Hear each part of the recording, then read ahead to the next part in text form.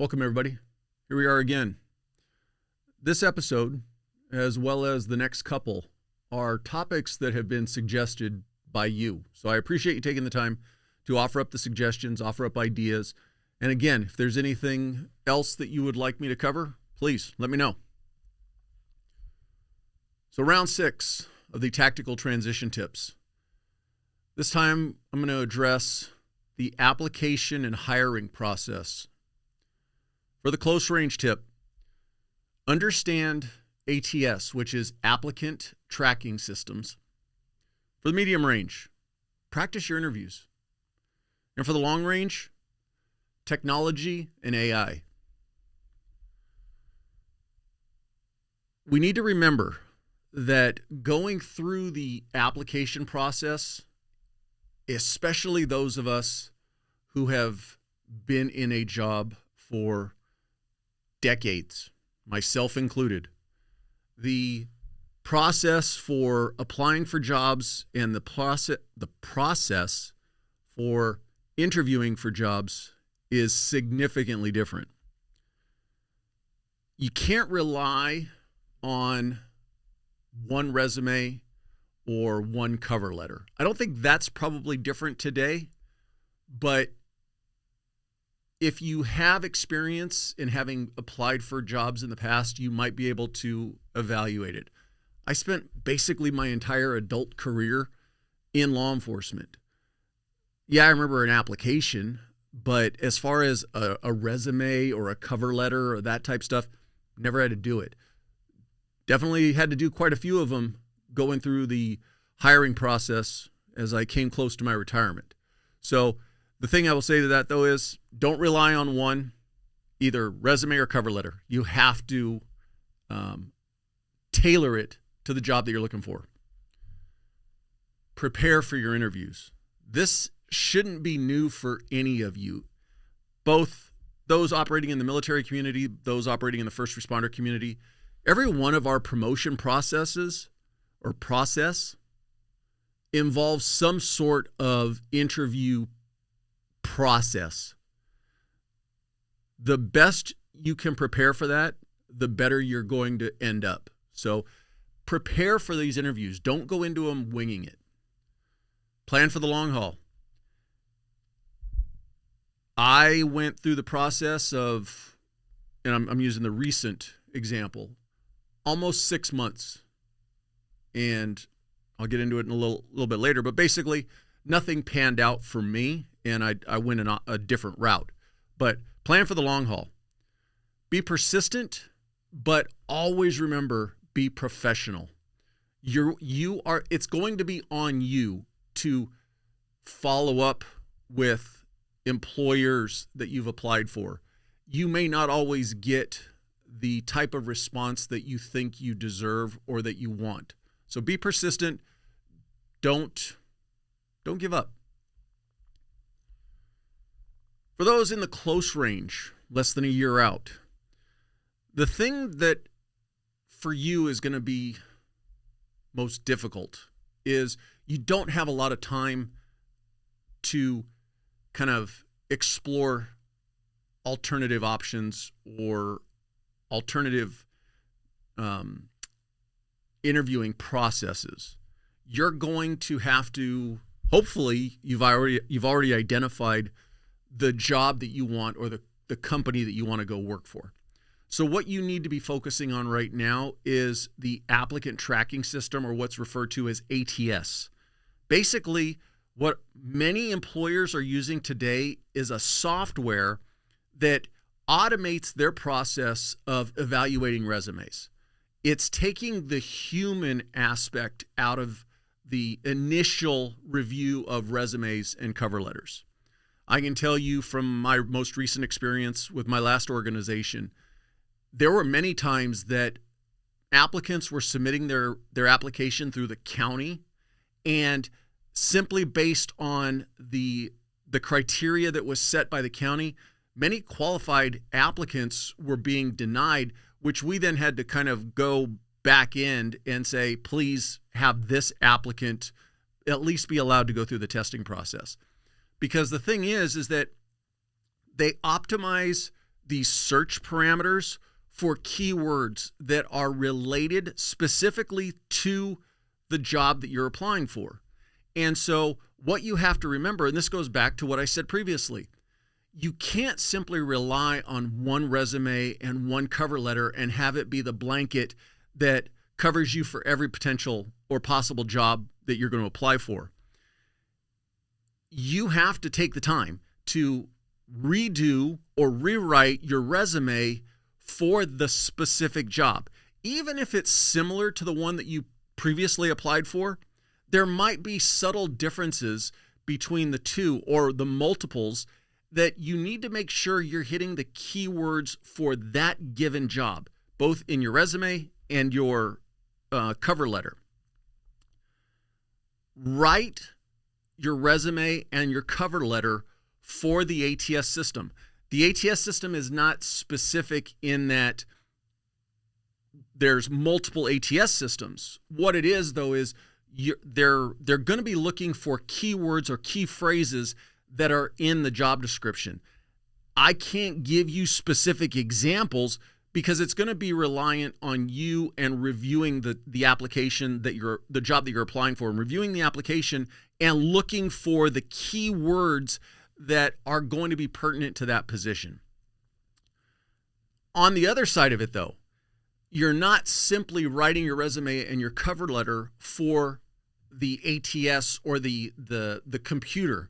You still need to write it in a format that is readable by a human, because at some point in time, if you get past the initial ATS screening and you do get your resume and your cover letter in front of the hiring manager or the HR manager or the CEO or whoever, they still need to be able to read it. And it shouldn't just be a list of keywords related to the job that you're applying for. So remember that you have to curate your resume and your cover letter for the job that you're going for. Hit those keywords, because if you don't take the time to adapt each version, you're going to immediately be singled or excluded because you're not hitting the keywords for that specific position. Understand this too. In this world of computers doing the initial screening, there's a good likelihood that you're going to get ghosted, where you may not hear a response. It's not that you've been ghosted. In my experience, there were several companies where I applied and I didn't hear anything for months. And then I got the email of thank you, but no thank you. But that wasn't the greater majority. The greater majority of the jobs that I applied for, I never heard anything back. So understand that there is the likelihood that you may perceive yourself as being ghosted. It may just be the company needs a little bit more time, or it may mean that you didn't pass that initial screening. This is where being persistent comes in. If you found a company or a job that you really want, then be persistent, but be professional. Reach out if you can, determine who the HR manager is, and see if you can get a status update on your application. But I would say if you haven't heard back in a week, that's not enough time for them. Who knows even how long they're going to keep this application acceptance window open. So be able to, or understand that you might need to give it a little bit of time. But if it's a job that you really want and you haven't heard anything in response to your application, say for 2 months, maybe even a month, send an email. I'll tell you from my experience, some of the times when I was applying for certain positions, they didn't have a section where it allowed you to notate an email or anything like that you could refer back to for questions. Some companies do. So just be mindful of that. Save that record for yourself for when you do apply for a job so that you know where to reach back. But sometimes it may literally be just going to the company's website, finding out who's in charge of HR or hiring, and see if you can get in contact with them. And all you're looking for is a status of your application. Were you accepted? Were you immediately denied? If they denied you, maybe ask, what was it about my resume and my cover letter that didn't make it past the initial screening? They may give you that time. If they don't take it personal. Understand that they've got a lot of a lot of applications and resumes that they're looking at, and you just didn't meet it and they had to move on. But remember is don't burn bridges, because you never know. They may be looking at 5 or 6 other candidates, and those may not pan out, and they may reopen the application process, and they may actually send you a cold email. Hey, are you still interested in this position? We're re-accepting applications. Whereas if you take the opportunity to, I'll use the word vent, and let your personal feelings be known that you don't like how you were, in your perception, mistreated, that could have a negative impact down the road. So be persistent, but be professional. Medium range. Practice your interviews. Practice your interviews. Did I mention practice your interviews? You actually have a little bit of time. You're in that window where more than likely what you've set your sights on as your transition, career, profession, job, whatever it is likely not going to change. You're in that 3 to 5 year window where you're just kind of putting the finishing or the final touches on your, I'll call it your pretty box with a bow, in the sense of what you're going to present yourself as. So make sure you do adequate research on the company and the job that you want. Know, and for those who have worked in my previous organization and probably others who have heard this before, know yourself, know the job you want. Put those two together. Be able to go into an interview and express not only that you understand what the job requirements are, but how your skills and your abilities equate back to that specific job. So know yourself, know the position, do the adequate research beforehand. Practice speaking. Practice mock interviews. Get your friends, get your family, and go through the process of somebody asking you a question and answering that question. You may even want to record yourself to get an idea of what your natural speaking tendencies are, and maybe try to get rid of the ums, the uhs. If you've got a catchphrase that you always kind of defer to, and when you actually hear yourself, how many times you might say it in a response, start working on maybe phasing that out. Because after a while, you have to put yourself on the other person's side of the table. That may be what they just learn to start hearing, or they start focusing on, is just that catchphrase or the ums and the ahs, as opposed to the information that you're trying to put out about yourself. So practice these interviews. The other thing is, when you go into an interview, by doing adequate research, what I would recommend you do is prepare questions that you're going to ask the interviewer about them being their company, about the job. What expectations do they have of you? Do they already have goals that they want you to achieve in a certain amount of time? Have questions like, what is the growth potential of this position? What is the company looking for in you to be able to take this position to? As opposed to just simply going into an interview and relying on the interviewer to ask you questions and hope that you say the right thing. If anything, engaging the interviewer with questions back, it gives you the opportunity. And now, mind you, you're probably going to present these at the end of your interview. I wouldn't, unless you get the feeling that it's a very conversational interview, then interject in their interview process. But basically, when they get done asking their series of questions and they give you is there anything you would like to ask, or is there anything else you would like to add? Yes, I have a few questions. A, B, C, D, 1, 2, 3, 4, whatever it is. But what that's doing is that's then giving you some time to listen to what they're saying back to you, but also think back to the earlier questions that you were asked. And maybe you'll remember, oh, I wanted to add this. And when they get done talking, you're like, can I add an answer to my previous response? And so it'll give you some time to kind of, I don't want to say rehabilitate yourself, but if it wasn't a stellar interview, or if, and we've all done this, you just forgot something that's really important, that when you walk out the door, that's when you go, damn, I should have said whatever. Maybe if you have a couple questions for the interviewer, and when you ask them those questions while they're talking back to you, it gives you a chance to kind of in your head go back over your previous responses. Now, the flip side to that is, again, you need to practice this, because if you do ask them a question, it should be a sincere question.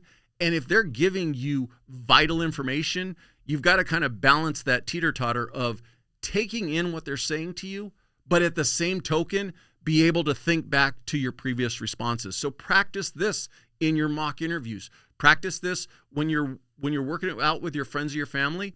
Ask a question that they have to give you an answer to, and see if you're able to process what they're saying and remember back the answers you gave to their previous questions. The last thing I'll add with this is, because you're 3 to 5 years out, apply for jobs right now. You don't have to take them.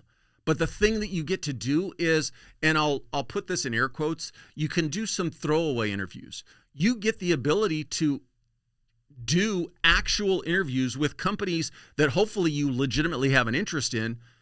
And if it goes great and they happen to make you that offer, maybe you evaluate, do I pull the pin early and take this offer? Or if they say, hey, we really liked you, we'd like to hire you, but this is what we can offer.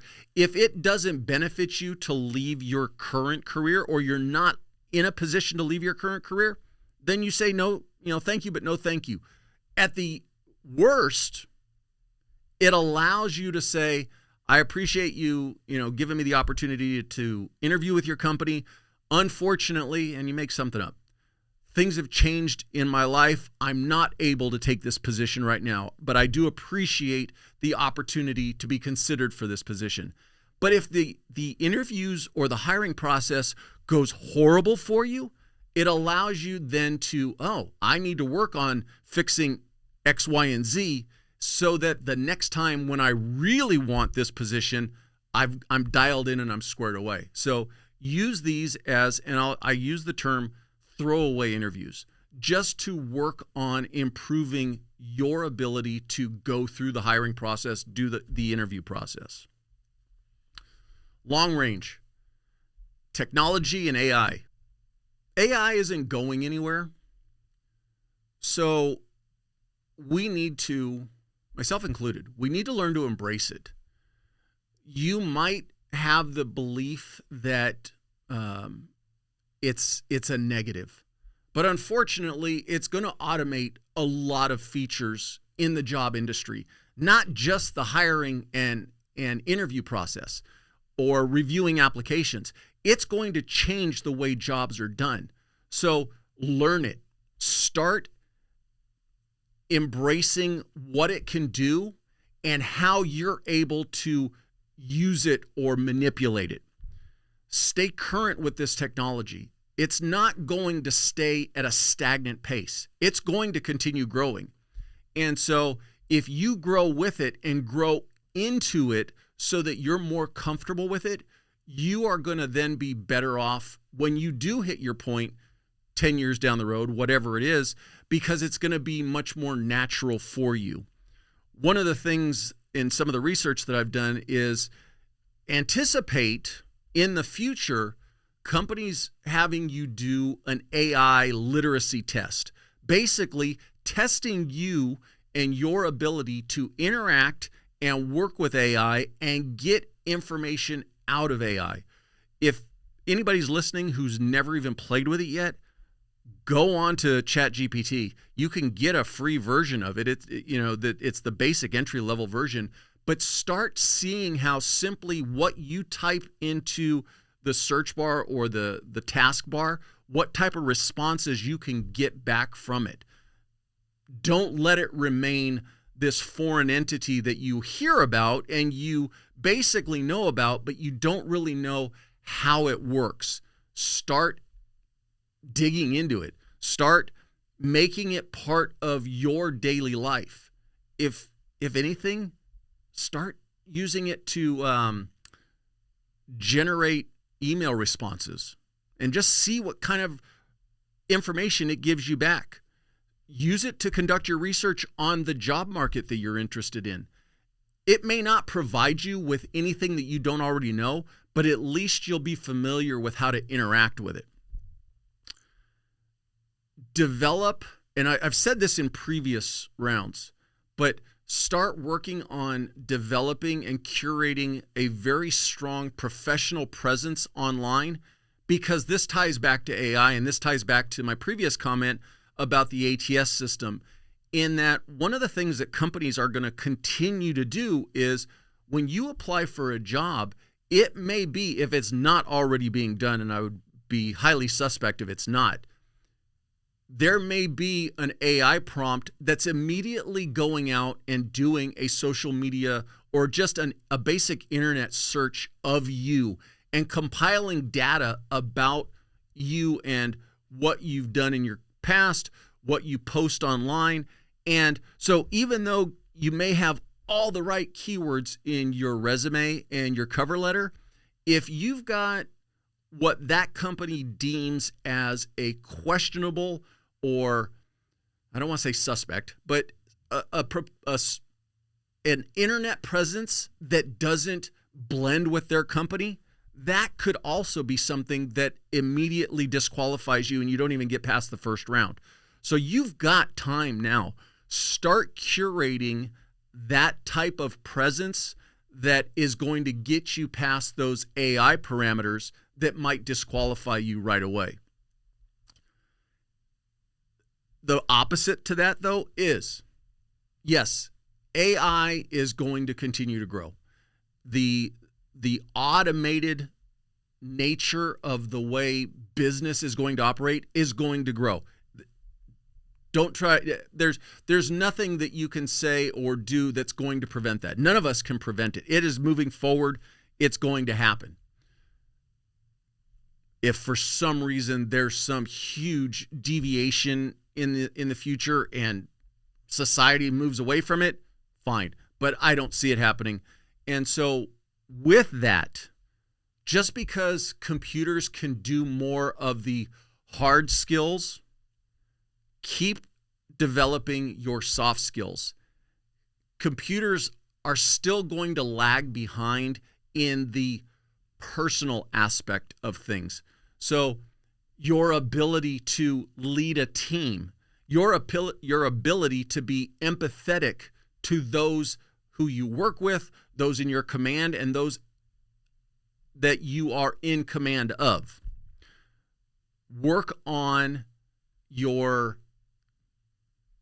I'll use the word, boy, I'm drawing a blank now on what word I want to use.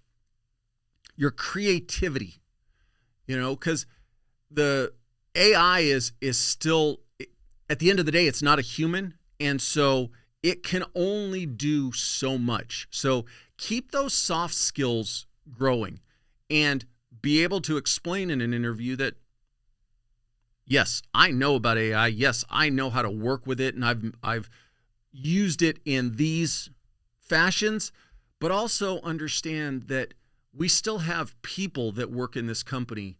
And I also know how to interact as a person with the people that I'm going to be working with or working for. If you have a creative side to you, then also understand that computers can do a lot and AI can do a lot, but I'll go back to, any one of us can learn how to put paint on a canvas, and a computer robot could be given the ability to hold a brush in its tentacle and paint on a canvas. But do you think that a robot is ever going to be Da Vinci or Michelangelo? Maybe some believe that it will get to that level. I don't think it's going to get there in a decade. I think that at the end of the day, there's still going to need to be creative people behind these computers. So learn AI, embrace AI, but at the same time, continue to develop and build your soft skills. In closing, be adaptable. All of this process of applying for jobs and going through the interview process is going to constantly be changing and evolving.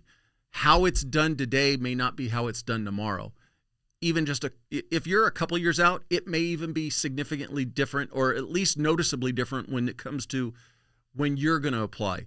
So evolve with it. Stay on top of how the hiring process is done for a company that you're interested in, and make sure that you're changing or adapting to the way they're evolving. Write your resume for the job that you want. Write your resume and your cover letter for the job that you're applying for. Hit those keywords, hit those key phrases that are in that job description, and make sure you're putting those keywords in your resume and in your cover letter under your abilities, your skills, your experiences, so that you're matching up with the AI as far as what it's looking for. Prepare for your interview. Don't wing it. Don't think that, oh, I got this, I'll just go in there. Maybe you do have a natural ability for the gift of gab. That's great that you don't have any apprehension of just sitting in front of somebody and being able to talk to them. But at the same token, if you really don't know the company and the job forward and backwards, you're going to get tripped up on the minutia questions. And so you can only baffle them with the BS for so long. So be prepared when you go into those interviews. Practice them before you go in.